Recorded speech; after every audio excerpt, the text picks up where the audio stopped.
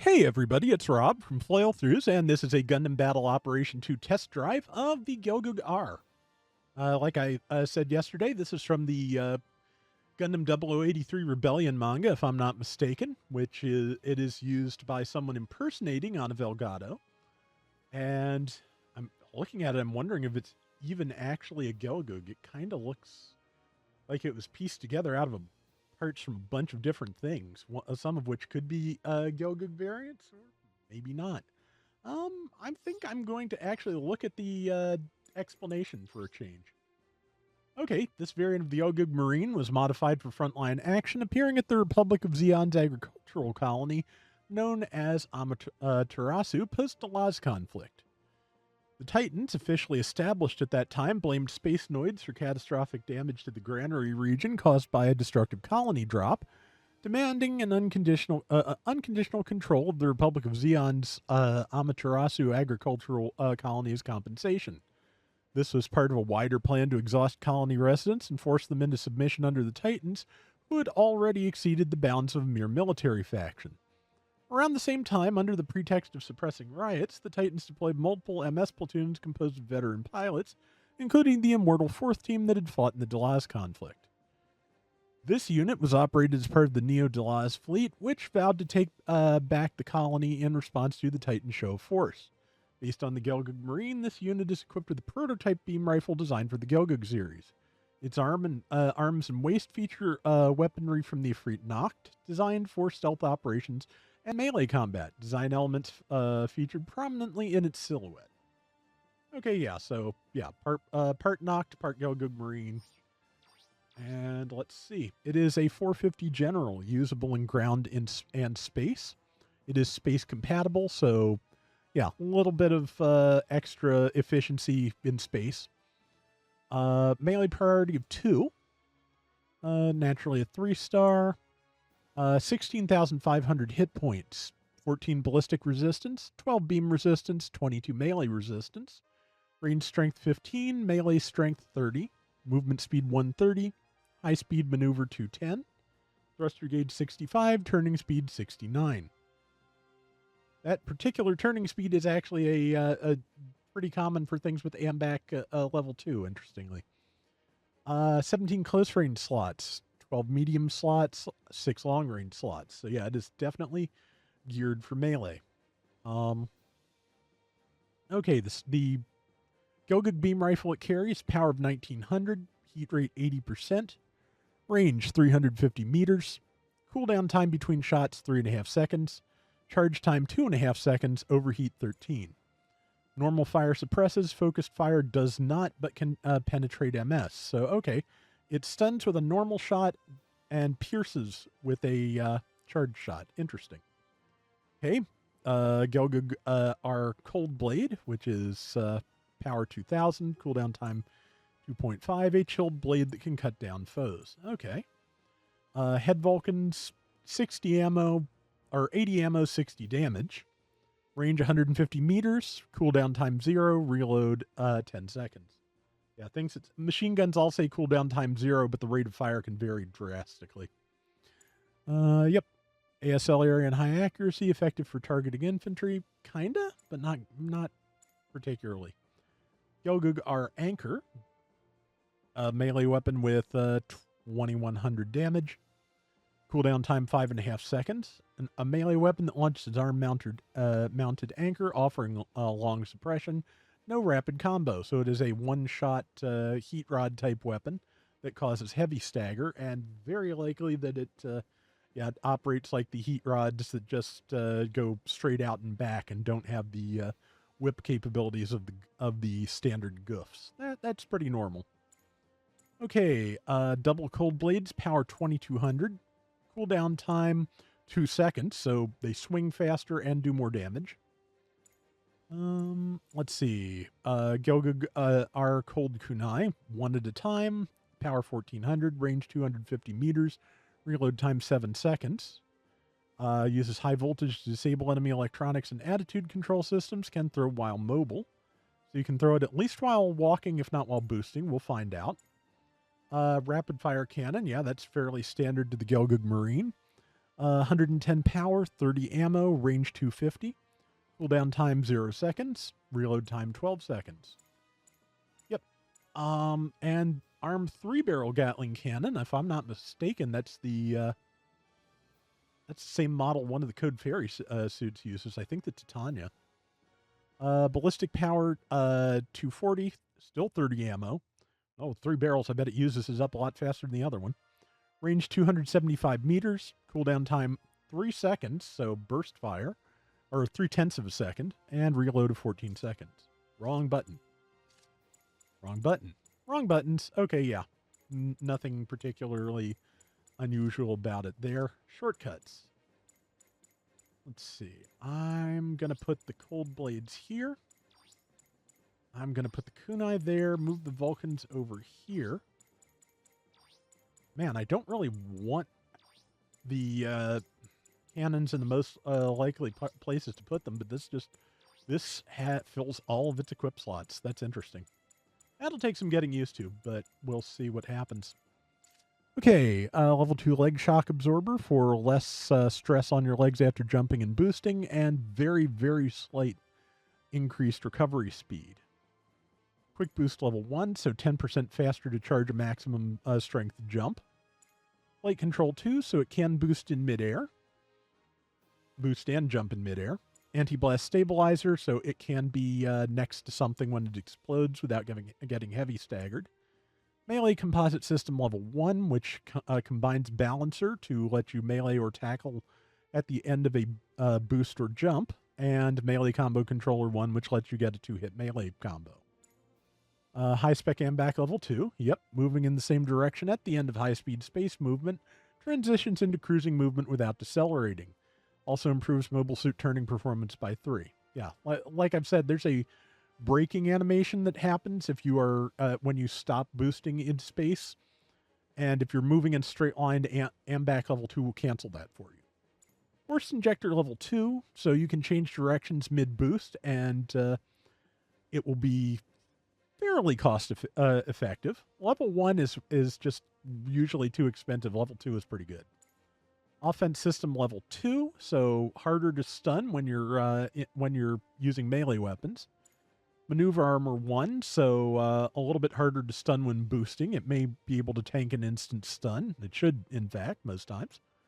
High performance radar extends its radar range to 350 meters.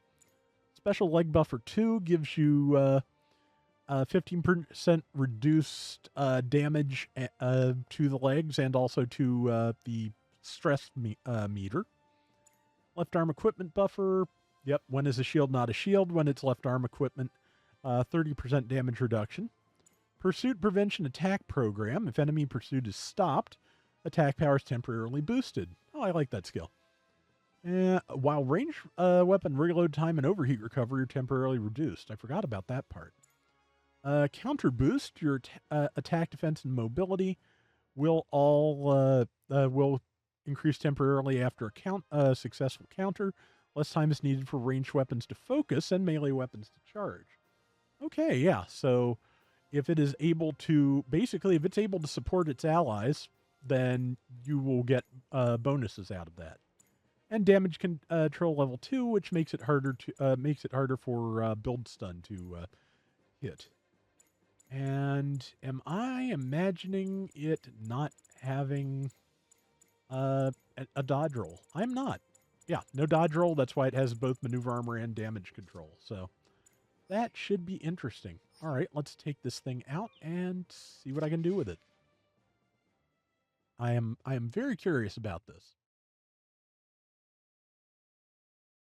All right, so I don't know why it always takes longer to load when it's a single player instance than it does for a man, words. Oh well, you get the idea. Okay, so it can charge and fire the beam rifle while moving. Okay, it does, despite what they said, it does stun when charged, so I guess it both stuns and pierces, given that, scorch mark on the rocks. Yep, it does stun uncharged as well. That's not bad. Cold kunai, yep, works the same way they always do. It's only the double kunai on the Efreet Nacht that cause heavy stagger, but for heavy stagger, we have that, which, boy, that is a large projectile launching from the shield. That's good. That's going to make it harder, hopefully, to miss with. Because, yeah, that is a fairly big chunk there. Okay, so let's start with the Vulcans. The Vulcans do have more than enough ammo to stun and do decent damage. The single Gatling stuns a little faster, doesn't do as much damage, but pretty fast stun. That's not bad. And the triple gun has the largest level of ASL, and yeah, fires in 3-round bursts and for pretty good damage and does very little stun value. So yeah, that's the one to use if you want to do like damage. Okay. Okay, yeah, so far the single cold blade does fairly interesting. Okay, yeah, it does a 2-hit combo. It does not have the same downswing as the Efreet Nacht single cold blade. Pretty good damage too, it looks like, though that was pretty low on health. Let's find something that isn't, and just to confirm, yeah, no dodge roll. Okay, there's a Zoc. Let's do this. Yeah, let's see how much the downswing does. 4160 if both halves hit. That's not bad. Okay, now, let's see. The neutral seems to be fairly standard. Okay, yeah, actually the neutral is different. I'm pretty sure the neutral on the standard Efreet Nacht is like, isn't it a downward swipe like the Efreet Customs double heat swords? Regardless, okay, it does still do the spin, but I swear the spin has, yeah, the spin I think is a little bit slower, but also it recovers from it very quickly, so cancel out of that. Can I land another one? Yes. Yeah, so you can actually land 2 of those spins, 2 of those downswings in one go. That's pretty good. Okay, yeah, so fairly decent toolkit. I will miss the dodge roll, but other than that, it all looks pretty good.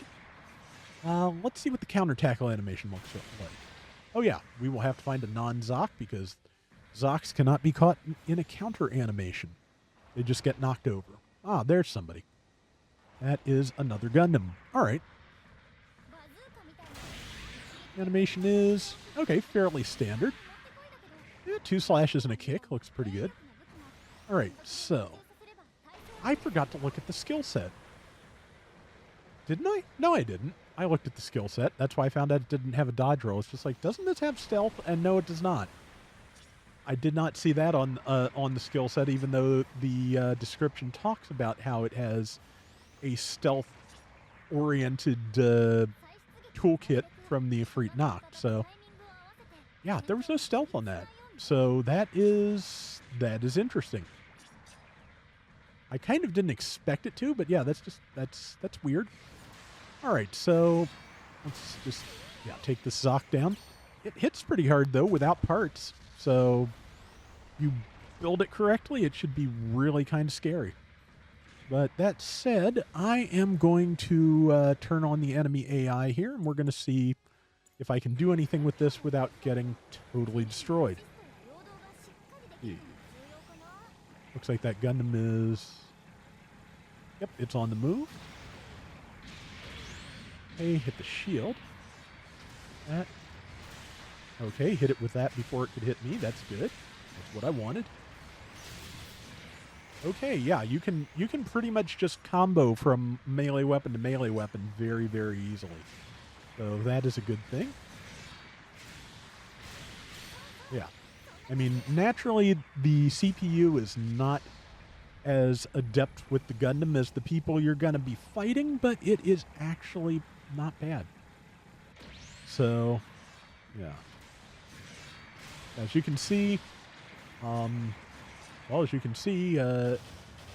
Zocs are hard to stun. So yeah, since that is the fastest stunning of your weapons, that is probably the best one to use. The single barrel wrist Gatling, probably the best one to use. How much stun damage? 0. 0 is how much stun damage you do to a Zoc uncharged. Charged? Okay, about half a bar, so I overheated my rifle though, but okay, the Zoc was not quite prepared to... Oh, I didn't overheat it. Nice. Zoc was not quite prepared to counter me, which a lot of times in this CPU absolutely is. But yeah, this feels pretty good. Relatively quick. And of course, there's a bunch of fun new parts to see about adding to it now that they gave away a bunch of custom parts yesterday. So, worth a try. Yep, and... Okay, not quite fast enough to do 2 downswings. But you can definitely downswing into neutral. Or probably downswing and downswing into neutral would work. 2 neutrals, as you can see, also work fine. So, yeah, this definitely has potential, and I am looking forward to giving it a shot. And now that I have, shown it off just a little bit, well, let's fight this Sagak E before we move on. Kunai. Heavy stagger. Spin. And full combo. Yeah, not bad. If I'd used a slightly better set of attacks, I probably could have, taken it down from 100 to 0. Yeah, not bad at all. I'm going to try and get around with this, and hopefully next couple of days you will see it. But yeah, let's go back to the room because I forgot to show off the enhancement values for it, which is, good information to have. So we can just do that from this menu right here. Okay, so at 300 points, 1 extra point of melee defense. At 300 enhancement points, 1 extra point of melee defense. At 600 points, 1 extra point of melee damage. At 910 points, 1 point of thruster capacity. At 1520, 1 extra slot in each of the 3 locations, taking it to 18, 13, 7. If you pay DP and modification kits to break the first lock, and get to 3,040 points, you get 5 melee defense. And if you pay more DP and more modification kits to break the second lock, you will get plus 5 melee with damage. So, yeah, I think that's pretty good. I'm looking forward to messing with this thing. Not the prettiest Gelgoog, but it does seem to be pretty decent from, just this little bit of testing. We will have to see if I can actually get a decent round with it. Does have a charging beam rifle, which is, one of my favorite Gelgoog things ever, so probably. Anyway, that is going to do it for this Gundam Battle Operation 2 test drive. As always, if I've missed anything, if you've got questions, if you've got suggestions, please let me know. All that YouTube like, comment, subscribe stuff does help me. So, it is always appreciated. But that is going to do it for now. So until next time, everybody take care and have fun. Later.